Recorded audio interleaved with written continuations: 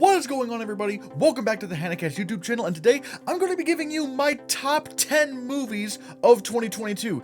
Yes, it is March. I am extremely late to this, but however, well, for one, I was busy trying to watch a lot of these movies, and two, I was busy doing a lot of the award show analysis stuff, so you're getting this kind of late. To start off, we're going to be going with my honorable mentions. These are the films that didn't make my top 10, but were still great nonetheless. And there's a lot of them, way more than I thought there'd be for 2022, if I'm going to be honest. And those honorable mentions are, in alphabetical order, Avatar: The Way of Water, Beast, Bullet Train, Doctor Strange in the Multiverse of Madness, Glass Onion: A Knives Out Mystery, Goodnight Oppie, Guillermo del Toro's Pinocchio, Hustle, Jackass Forever, Marcel the Shell with Shoes On, The Menu, Puss in Boots: The Last Wish, The Sea Beast, She Said, 13 Lives, Till, Turning Red, Wendell and Wild, and Women Talking. All these movies were so good, but as I said before, they didn't quite crack the top 10. So what is my top 10? Well, here we go. We're going to start off with my top 10 list, and we're going to be starting off with number 10, which is Elvis. Elvis, this was a movie I was not expecting to be good. I'm going to be honest. I thought Elvis was actually going to suck, because Baz Luhrmann has kind of a rough track record with movies.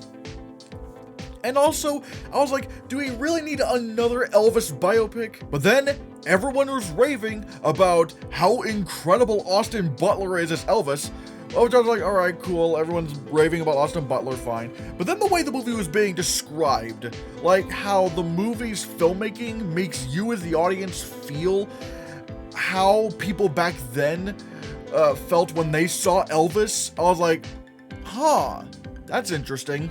And so I went, fine, I'll go watch the movie. And I was blown away right from Austin Butler's Baby Let's Play House. I was actually blown away, not just by Austin Butler's performance, but the editing, the cinematography, the sound mixing. This probably has the best sound mix of the year, in my opinion. Like, it's all just done so well. And it blew past my expectations. I legitimately thought Elvis was gonna suck.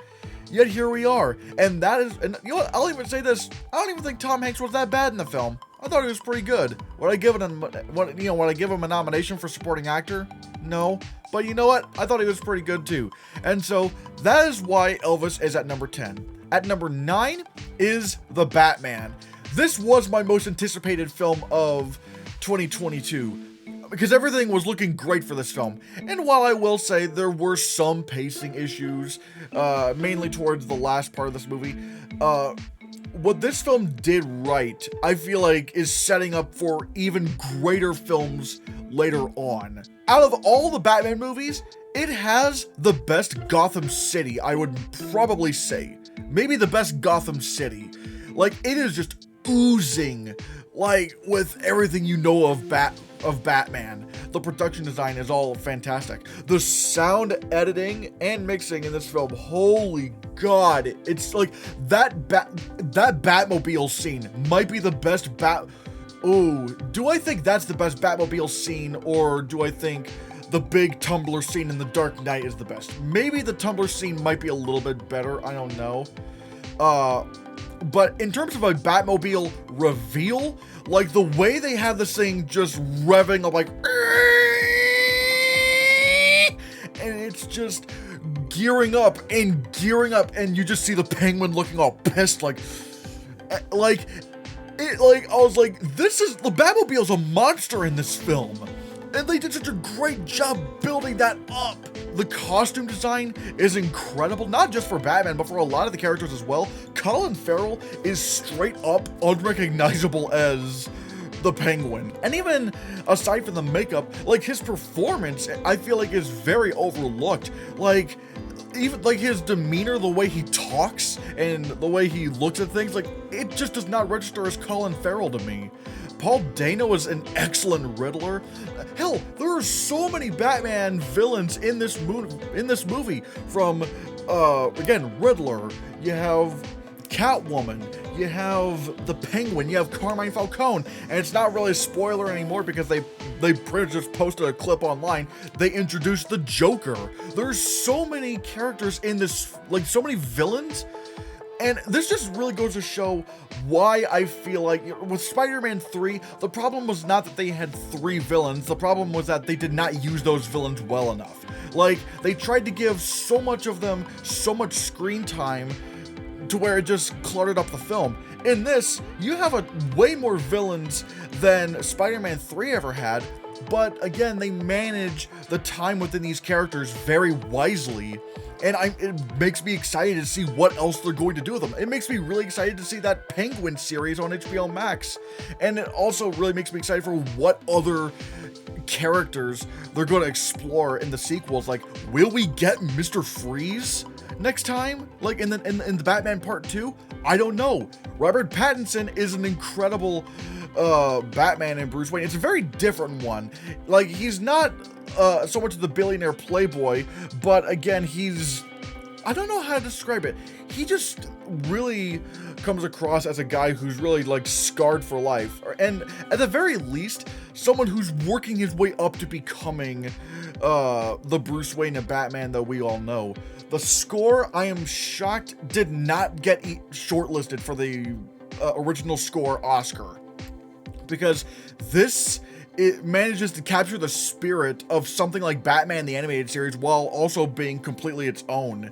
It's so wonderful. Like, all of this is so good. It definitely ranks among my favorite Batman films. I still think the Dark Knight trilogy is above the Batman, but the Batman under those, the Batman would certainly be there. And so that is why the Batman is at number 9. At number 8 is a bit of a controversial-ish pick. I mean, not really like, controversial, but it's Babylon. When I saw the trailers for Babylon, I wasn't very excited. I was like, what's this movie even about? And then the reviews didn't help. The reviews for this movie were not that good, and this movie bombed at the box office so badly. And when I found out that this movie was 3 hours long, I was like, what the hell are they thinking with this?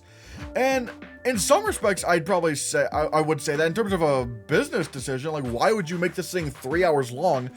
But damn, I was shocked at how engaged this movie kept me in. Like, the editing is so sharp, and that's the thing. Like, one thing that can easily turn me off from a film is bad pacing. Like, that's what ruined Tar for me, and that's what ruined Triangle of Sadness. Granted, there were other problems I have with those movies as well, but when you have bad pacing, the movie can't really be saved.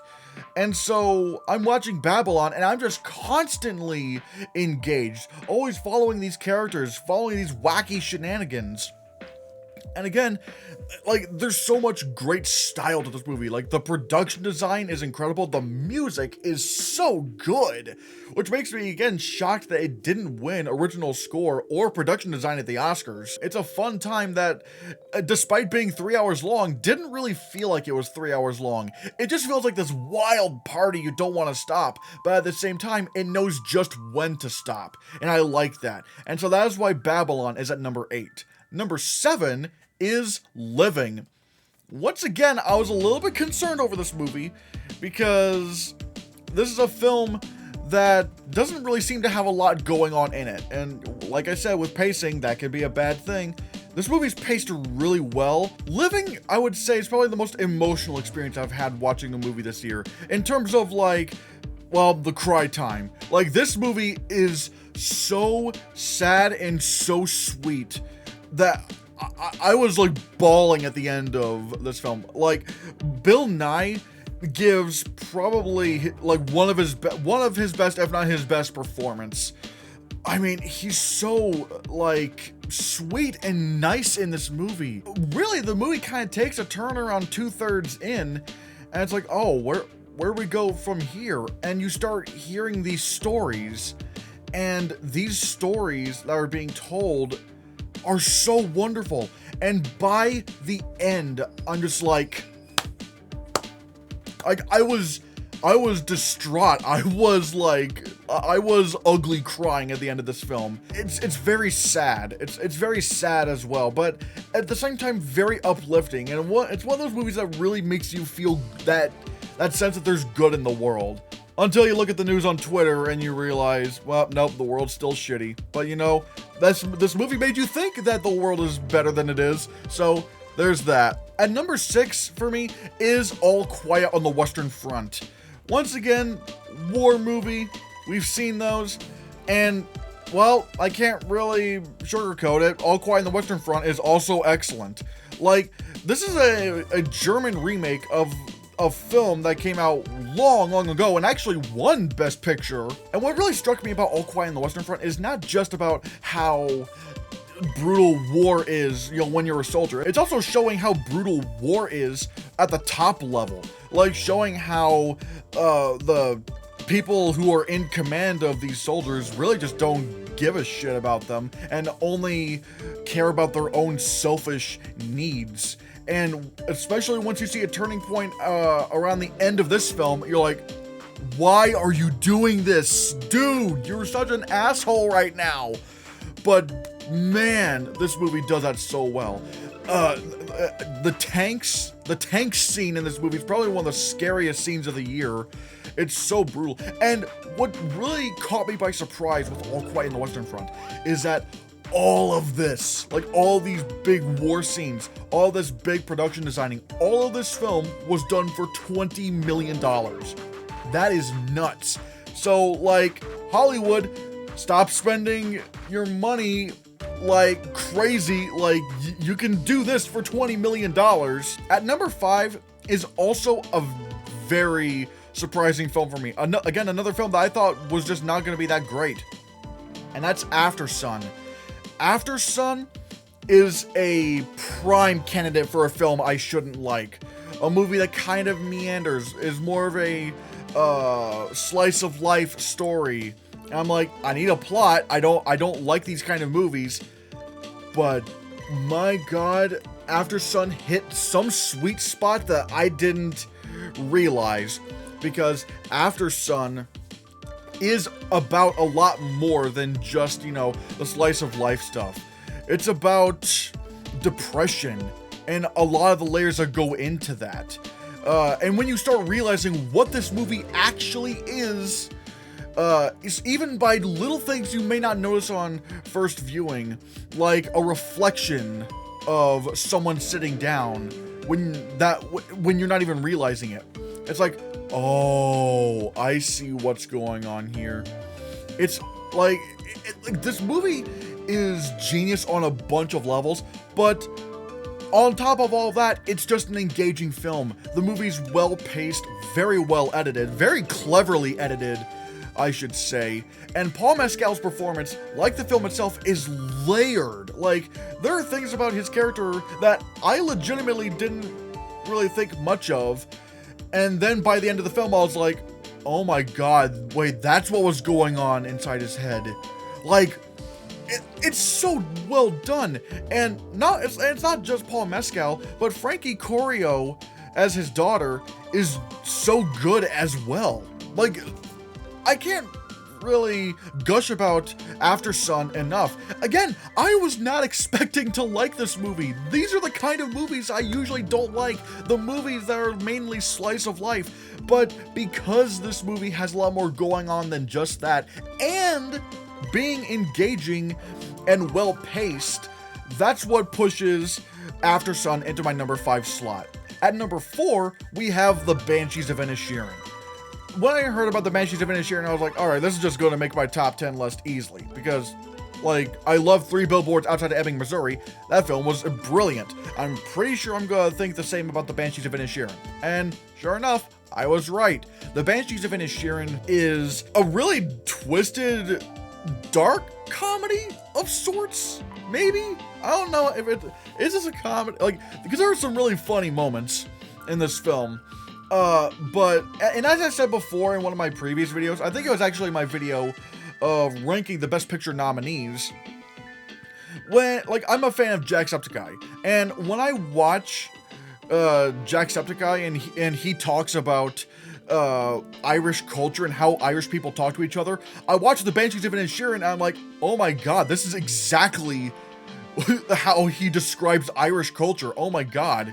And the fact that there's so many big things happening in the background that to them it's just like, oh, like, you know, there's like a civil war happening in the mainland that's away from this island that they're on, and it's like, well, what do you think they're fighting about over there? I don't know. And it's like, to them, like, there's this, like, there's huge world-changing shit happening, yet in this little island, like, it's just, like, they just kind of brush it off like it's nothing. It's insane. And the dynamic between Brendan Gleeson and Colin Farrell is so funny, yet also very tragic. Barry Keoghan's fantastic. Carrie Condon is fantastic. All of these people are so good in the film.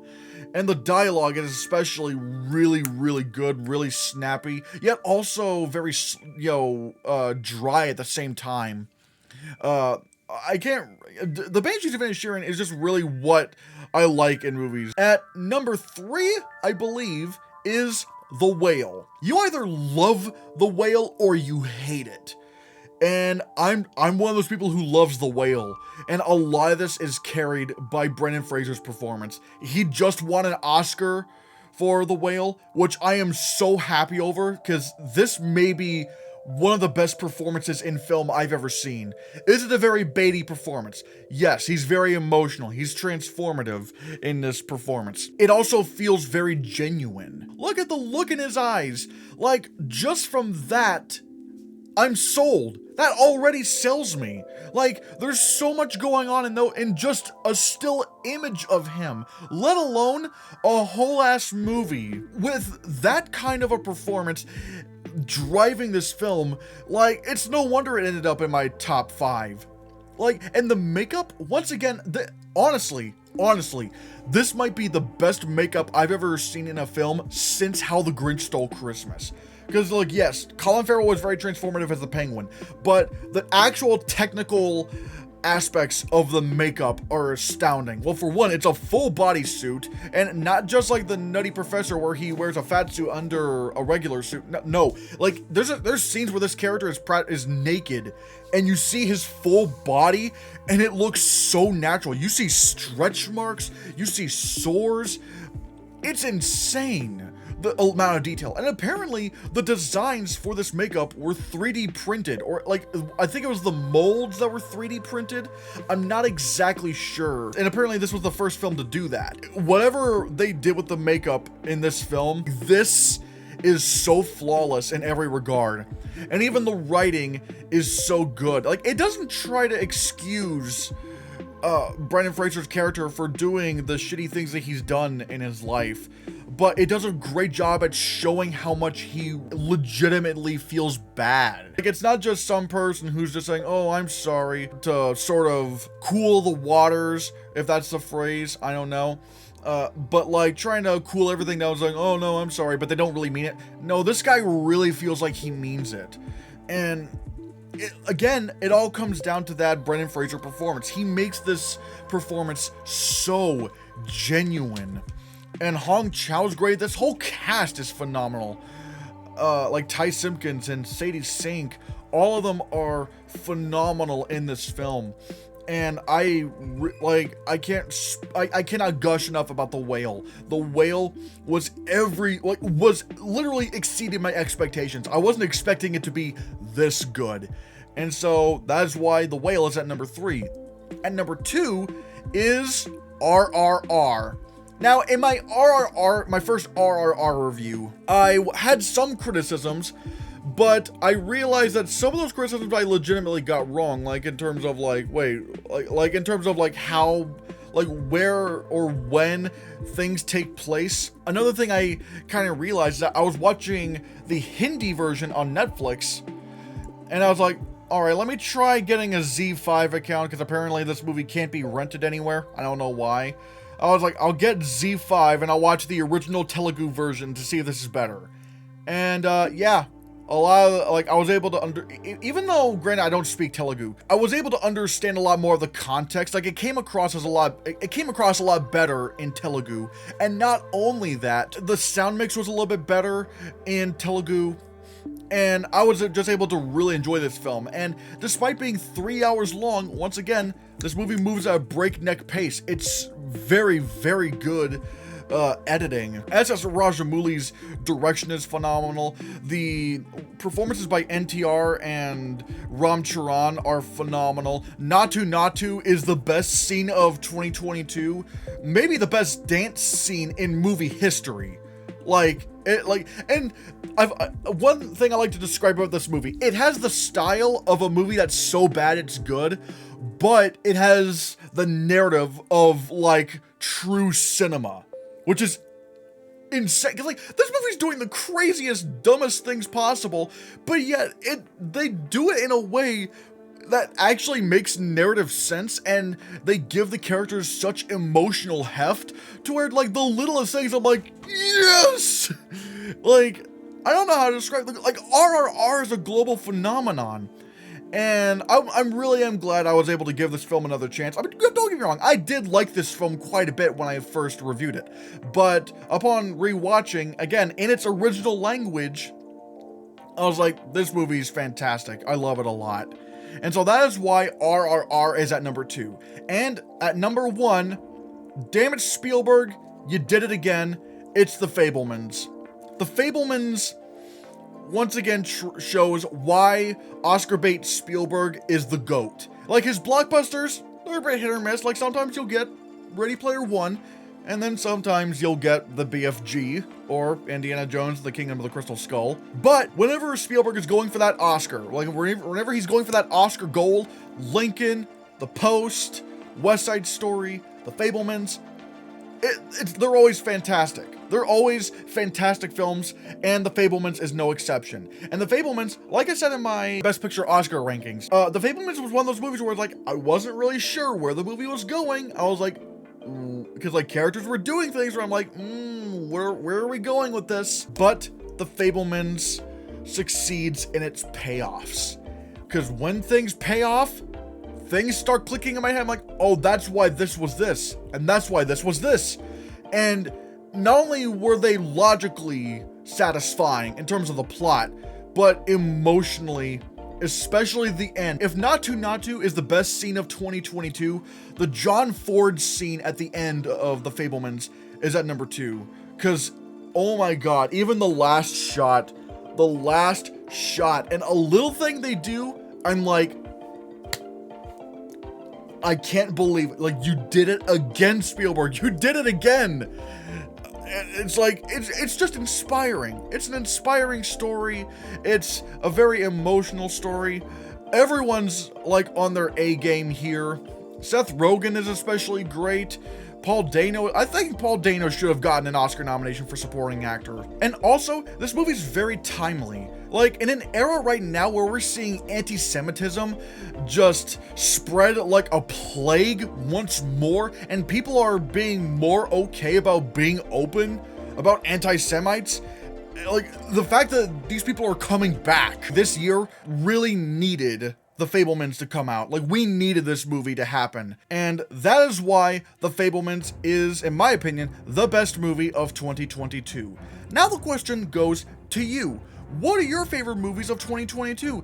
Thank you so much for watching. I hope you like this video. If you like this video, please go ahead and subscribe. Hit that like button, hit that bell icon so you can be notified of future videos. And also, please consider becoming a member of the channel. I'm going to be doing some weekly Q&As. I'm going to be doing some member-requested reviews, and a bunch of other stuff. You get some emojis in the comments and the chat. You get some cool member badges.